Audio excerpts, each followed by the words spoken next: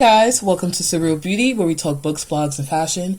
And today I really wanted to talk about an important topic that I feel needs to be discussed on my platform, and I wanted to just share some insight as well as some cool ways to work through this. And so how to get out of your own way. And I know this is something huge that a lot of people deal with, including myself. It comes in many forms in different ways. So really, like, why does it even happen? And it's really like this at this unconscious level. It's really rooted by fear. So whatever it is, it may be different for each and every one of us. But whatever it is that you set out, any goals that you have, what getting in your way looks like comes in the form of self-sabotage. And self-sabotage is really behaving in a way that contradicts what your goals are. And that can look in many different forms, such as procrastination, just stalling and making excuses and saying you're gonna, get this done when, but you're not really executing. You can also be avoiding the tasks that you need to do that requires to achieve your goals. So it can also look in forms of adopting unhealthy habits, that can be overeating, it can be substance misusing. It can also be mismanaging your money, so when we have these goals set out for ourselves, the whole part of us getting in our own way, the deep rooted issue with that is based upon fear. I hope that makes sense. I'm definitely going to break it down just a little bit further. So at the conscious level, you may not be thinking, so let's say, for example, you want to win this competition. Let's just use that for example, right? And at the conscious level, you're not really telling yourself, I don't want to win. You're telling yourself you do want to win. You have your goals, you have all the things that you want to do set out. But for some reason at the unconscious level, which is, not really at the forefront, there's this fear of, maybe a fear of being successful, because there's a fear of that. Maybe it's a fear of failure, that you're actually, giving a shot, in the public eye for whatever goal it is that you want to attain, and you have that fear that, you won't accomplish it, that you'll fail. And so if you kind of stall and hold back, you kind of escape that reality of failing or not, It may be a fear of vulnerability, so many things that are rooted, when it comes to fear, and it looks different for each and every one of us. I'll just speak for myself. I know that even with training, I know I talk about it sometimes, like training in the athletic world, where I did track and field. And I remember moments where there were huge competitions, and leading up to certain competitions, and it's a mental thing, and I'll get into that, but I just remember just sabotaging myself in ways like maybe overworking myself and getting hurt, maybe I'm just putting too much pressure on myself and I'm just overdoing things, and then I end up getting hurt, and then I can't, compete or practice, or I have to miss practices and things like that. So it was just little things, and I know it sounds crazy, but really in the back of my head, it was just that fear of will I be able to, compete at the capability that I know I am? It was just always that fear of, what if it doesn't work the way I want it to go? And so in the back of my head that's going, but in the forefront it's I want this. And so it's just that game. And so basically it's just your actions and your behavior are not in alignment with your mental, and so it needs to just get into alignment, and that's just part of the process and the steps of getting out of your own way.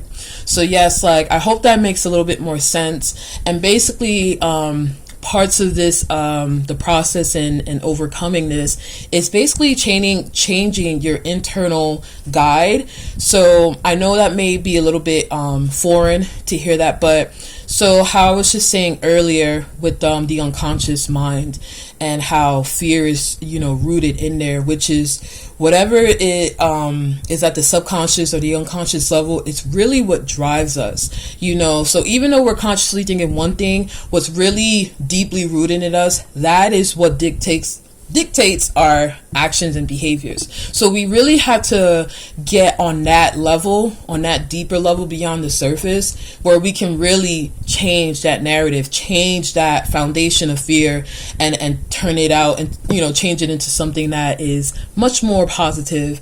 Have it stand on whatever it is that you want your foundation to be set on. So ways of getting out of our own ways, it does look like doing the inner work, through meditative work, self-reflective work, maybe seeking and speaking with a professional, like a mentor, someone that you may look up to as a figure. That can also look like, a therapist or a trusted individual who you feel you can share some of your deep reflective thoughts. Journaling is something that I really love to do. It helps me work through a lot of things. As I was going through my process of healing in this area, I was really able to get through and acknowledge like the root triggers of my fears and what was holding me back. I was also able to have mentorship as well, to have that mirror in my face.